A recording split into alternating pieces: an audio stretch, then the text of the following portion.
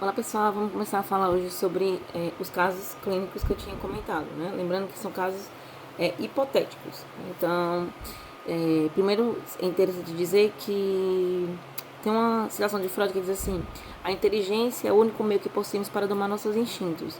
Então, de fato, né, o intelecto, o pensamento, o raciocínio, ele nos ajuda muito a sair da sombra da ignorância, né? Lembrando que realmente quando a gente não conhece alguma coisa, a gente termina sentindo medo, né? Quando a gente não domina um determinado assunto, quando a gente não sabe o que se trata, é claro que o medo advém, já que nós somos seres desamparados por natureza, nós somos seres para a morte. Né?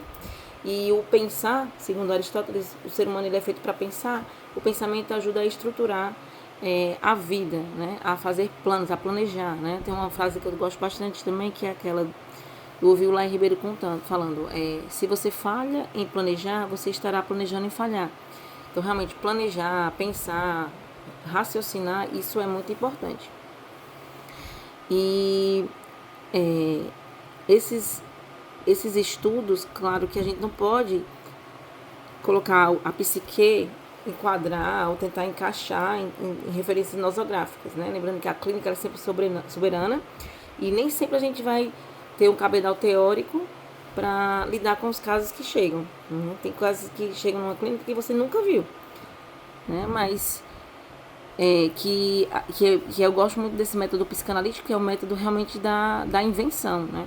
É um método muito científico, no sentido de que às vezes a gente não sabe, muitas vezes você não sabe como vai se dar aquele relacionamento transferencial entre o paciente e o terapeuta, e as coisas vão acontecendo, e aí só depois, né, que é o que caracteriza realmente também até o ato psicanalítico, só depois é que a gente vai entender se o que foi dito, o que foi pontuado, o corte que foi feito, né, realmente foi uma expansão, né, abriu possibilidades até de novos significantes na vida daquele sujeito. Significantes que ele quem tem que dar, né? Não é a gente que vai dar, é o próprio sujeito. E aí, eu vou trazer aqui o caso clínico de uma paciente adolescente. Vamos falar sobre o caso de uma paciente uma paciente adolescente de cerca de 15 anos que não tinha uma boa relação com a própria imagem.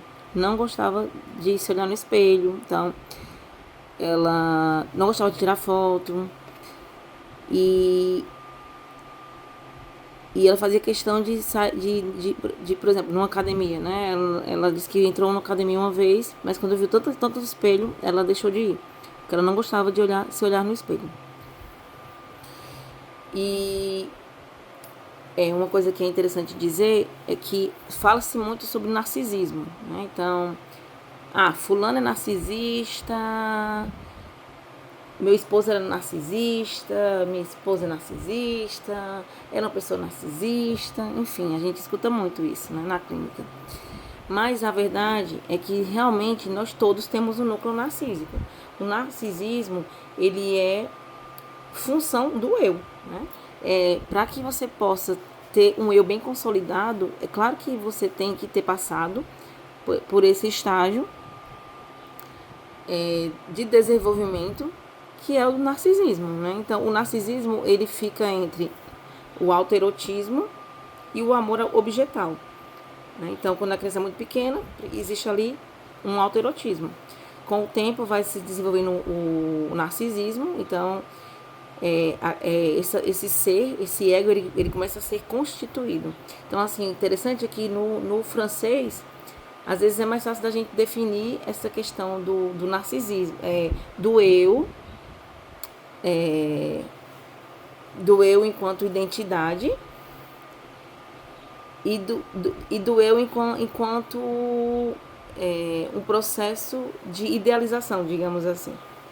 Então, o eu enquanto aquele que você se percebe que você é e o eu aquele que você gostaria de ser, mas que você não necessariamente você é. Né? Então, existe no francês, se eu estiver errado, me corrijam, né? O je e o moi, para diferenciar esses dois eu. Já no português, eu acho que, não sei, acho um pouco difícil de a gente conseguir diferenciar. Mas no inglês tem uma coisa chamada self, o sentimento de self. Então, acho que o self ele é um pouco o que é o narcisismo. Né? Então, o que, que eu percebo? Eu venho percebendo na minha clínica que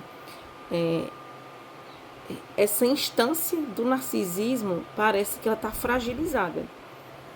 Então, é como se a pessoa, não, em algum momento, alguma coisa aconteceu nesse estágio do desenvolvimento, né, no desenvolvimento desse narcisismo, e que esse sujeito ele desenvolveu realmente é um narcisismo às avessas.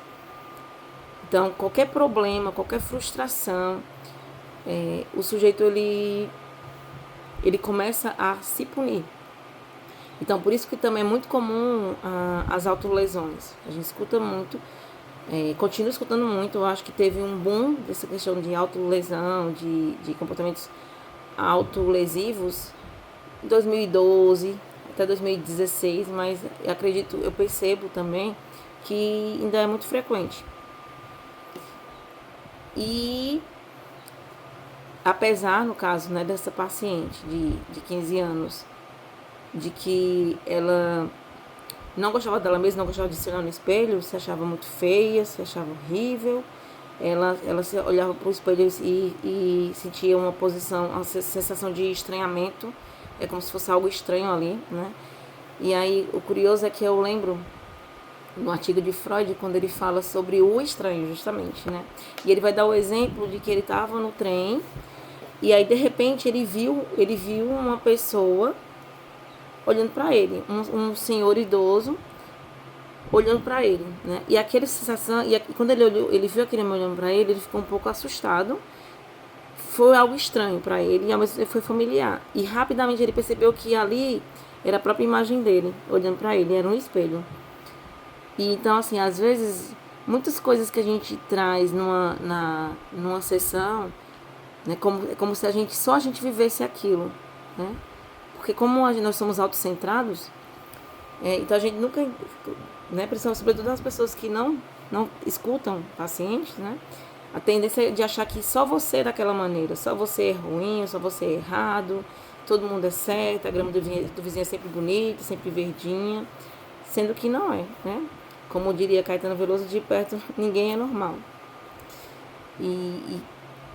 E assim, na psicoterapia, não adianta você simplesmente olhar para o paciente e dizer: não, você é bonito sim. Se você for colocar em questão essa questão de padrão, né? Você está totalmente no padrão social, né? Não adianta você dizer isso. Não adianta, porque não faz sentido você falar sobre isso, dar essa informação para o paciente, não vai fazer com que aquela sensação que ele tem sobre si mesmo mude. É por isso que a psicoterapia, uma psicanálise principalmente, o paciente ele tem que aos poucos ele vai se escutando, né? Por isso que é uma invenção. Ele vai falando, né, a partir dos moldes da associação livre, e essa associação livre vai fazendo com que ele vá tendo muitos. Eu gosto muito dessa palavra insight, não seria bem insight, mas muitas coisas elas vão advindo, coisas que o sujeito nem sabia que sabia, não lembrava que tinha acontecido. Essas coisas elas vão advindo nas sessões. Quando o terapeuta ele faz silêncio em si, que o silêncio em si não necessariamente é você ficar calado. O silêncio em si pode ser um corte da sessão, pode ser um comentário, pode ser a repetição de uma palavra que o paciente usou, pode ser muitas coisas, né? Só durante a sessão para poder dizer, né? Porque cada sessão é única. Mesmo dentro de uma análise, uma sessão é diferente das outras. Então, uma coisa que é importante a gente entender é que não adianta você dizer para o paciente que não, que ele é bonito sim, que ela é bonita sim, né? Que ela não pode pensar dessa maneira. Não faz sentido. Tem uma coisa que é importante lembrar, que segundo a psicanálise, né, Freud ele fala primeiro na primeira tópica freudiana. A primeira tópica freudiana muito conhecida para quem estuda psicanálise, que está na introdução à psicanálise, é o eu, o inconsciente, pré-consciente e consciente. E tem a segunda tópica, que a segunda tópica, de alguma forma, ela vem explicar muitas coisas, sobretudo quando Freud traz o conceito de narcisismo, em 1920, né? A virada freudiana do conceito de narcisismo. A segunda tópica, ela vai ajudar muito a explicar coisas que, por exemplo, a tendência à compulsão à repetição, a tendência do paciente, do sujeito, de ficar sempre lembrando, de sonhar com coisas traumáticas, com coisas que o fizeram sofrer. Né? Se a gente entende que o aparelho mental, ele funciona baseado no princípio do prazer, então não tem como a gente explicar o porquê que o paciente fica preso em situações traumáticas, em situações que o fizeram sofrer muito no passado. Então, esse paciente, ele continua sonhando aquilo, ele fica lembrando daquilo o tempo inteiro. Então, se fosse só o princípio de prazer, né, ou seja, que o aparato mental, ele visa sempre a satisfação e a busca pela evitação da dor. E o princípio de constância, que é aquele que fala que o aparelho psíquico, ele visa sempre estar com o mínimo de tensão possível, né, para que ele possa ficar sempre em homeostase. E aí, quando Freud traz a segunda tópica, id, ego e superego, ou isso, eu e supereu, muita coisa relacionada ao narcisismo, relacionada a essa compulsão à repetição, relacionada às doenças do eu, as patologias do eu, vão ficar mais fáceis de serem compreendidas, de serem interpretadas, pra gente falar melhor, assim, sabe que a gente tá tratando de psicanálise, né, de serem interpretadas. Então, muitas vezes, o que pode ser prazer para uma instância psíquica pode ser desprazer para outra instância psíquica, né? Então, nós entendemos que em termos de estruturação psíquica, né? Na psicanálise, a gente divide em 3 estruturas clínicas, né? Que é a psicose, a perversão e a neurose, né? Claro que fala-se muito hoje, tem alguns psicanalistas que falam sobre o autismo como uma 4ª estrutura. Mas, enfim, a gente vai ficar focado nessas 3. Então, na psicose, segundo Freud, né, trazendo mais esse estudo clássico, existiria um conflito entre o eu, o ego do sujeito, e o mundo externo. Na neurose, haveria um conflito entre o eu do sujeito e o isso e o id. E na perversão, haveria um conflito entre... Na perversão, na verdade, existiria um conflito entre o eu e a lei, né? E nas neuroses narcísicas, haveria um conflito entre o eu e o supereu, né? E aí, a gente percebe que esse supereu, ele pode assumir uma característica bem cruel para com o eu, para com o ego desse sujeito. Então, na verdade, é como se houvesse 3 cérebros, 3 pessoas numa só, né? E que, se a gente parar para pensar, a neurociência, ela explica um pouco. Hoje ela fala que existem 3 cérebros, né? O cérebro reptiliano, o cérebro límbico e o neocórtex. E aí, se a gente pudesse fazer uma leitura disso, trazendo o que Freud falou há tanto tempo, né? O cérebro reptiliano seria o isso, digamos assim. O cérebro límbico seria o ego. E o cérebro límbico seria o superego. E o neocórtex seria o ego, digamos assim, né? Porque apesar de ser uma instância de engodo, de engano, mas também é o lugar, é o ser do sujeito, é o self, é aquilo que dá a sensação de identidade e que também tem a ver com a consciência, faz com que o sujeito pense, né, e consiga se manter o mais civilizado possível, digamos assim. E ao longo dessas sessões, essa paciente, ela foi falando muito sobre esse tema, né, sobre essa coisa do espelho, né, o de não gostar de tirar foto, não de gostar de se olhar, E aí ela trouxe em algum momento uma cena traumática, não necessariamente da sua infância, mas nessa cena traumática é como se ela sentisse em algum momento, né, que ela não era amada. E nesse caso ela não era amada pela sua mãe, né? Ela era como assim, ela disse que era como se ela sentisse que quando Lacan vai falar sobre o estágio do espelho, ele diz que quando a criança olha no espelho, se olha no espelho e, e ela, ao olhar para o espelho, ela percebe o olhar da mãe, observa o olhar desse cuidador, olhando para ela, é como se ela tivesse uma sensação de self, de identidade, de plenitude.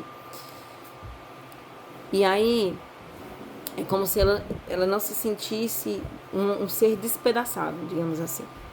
E aí ela dizia que era justamente o contrário. Quando ela se olhava no espelho, sem olhar assim no espelho, ela se sentia completa, ela se sentia linda.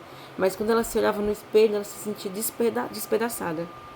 E ela não sabia explicar isso, não conseguia entender isso. Então por isso que ela evitava, para evitar que aquela emoção negativa ela advisse, né? Ela surgisse, que era a tristeza e o nojo. Ela fala muito do nojo. E ao longo das sessões, que é uma coisa interessante de perceber, é que um sintoma, né, por isso que na psicanálise a gente não visa retirada de sintoma, porque quando a gente visa retirar o sintoma, ele termina aparecendo de uma outra maneira. Né? Lembrando que durante o estabelecimento da neurose de transferência, esse sintoma de alguma forma ele também vai mudar, ele vai mutar, ele vai se transformar. Só que não deve ser uma coisa que você faz de modo intencional, né? Por exemplo, fazer com que o sintoma ele simplesmente acabe. Porque quando você faz isso, o sintoma ele pode advir, surgir de uma forma muito pior. Pode ser muito ruim para aquele sujeito, né? Então a gente bem dizer, quando a gente fala de bem dizer o sintoma, não é ficar feliz quando o paciente fala sobre a sua dor, não é sobre isso. Mas bem dizer o sintoma é escutá-lo, né? Entender que ali existe fruto de conciliação entre instâncias psíquicas. E aos poucos, né, com o tempo, por isso que uma análise ela não tem uma definição assim de tempo, né? De tempo de previsão, assim, qual é o prognóstico desse sujeito, quanto tempo vai ter, quantas sessões, não tem como a gente afirmar, né? Porque é justamente nesse processo de invenção, de escuta do inconsciente, que aí depende muito do sujeito, né? Depende das entrevistas preliminares, né? Esse tratamento de ensaio que ele vai ser estabelecido, depende de muita coisa. E não tem como a gente fazer garantias, né? Também não tem como a gente querer o bem do paciente, não tem como, a gente não sabe o que é melhor para o paciente, por isso que a gente não deve fazer sugestões, dizer faça isso, faça aquilo outro, porque a gente não sabe se esse caminho realmente é o dele. Às vezes o que funcionou para mim pode muitas vezes e não vai funcionar, pode não funcionar para você, né? E muitas vezes é assim. Então esse Furossanand, que é muito comum, principalmente nos terapeutas que recém-formados, né? Ele deve ser evitado, né? É o que Freud já nos orienta, né? E a gente tem que tentar fazer. Sei que muitas vezes, né, como muitos terapeutas, eles têm quer ajudar muito, né? Nós temos essa tendência de ajudar, querer ajudar, a gente termina atrapalhando, então a gente tem que ter cuidado, né? Então, por isso que a gente tem que fazer silêncio em si e deixar que o paciente fale, porque quando ele fala, ele vai ali se escutando, né? O só falar já faz com que o paciente ele vá vomitando, né? Possibilitando que aquele afeto que foi estrangulado ele consiga um fio terra, digamos assim, para poder escoar.